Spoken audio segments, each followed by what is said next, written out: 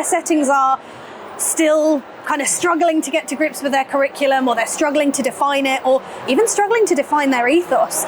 what would you advise them to do? What's the first step in that direction? The first step is to sit down as a team and discuss what, again, like I said before, what you want those children to be, what knowledge and skills you want them to have in each stage of the development. So whether you want to go by rooms, whether you want to go by ages, whatever you want to do, however you feel is most appropriate for your cohort of children, and then have those conversations on how those knowledge and skills that they need to build, and then you can roll back as to how you want them to do that. I think,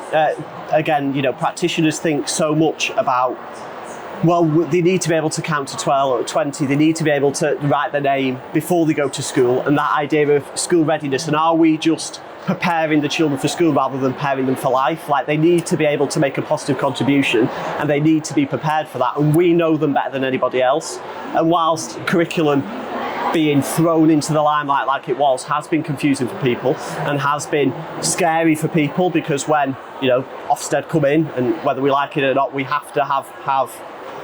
a nod to what Ofsted are looking for. When they come in and they say, what's your curriculum, you need to be confident in that, and you need to be able to convey it. I don't think you necessarily need to document it, as long as you're confident in explaining what it is, and that those sequences, and how you want that to be.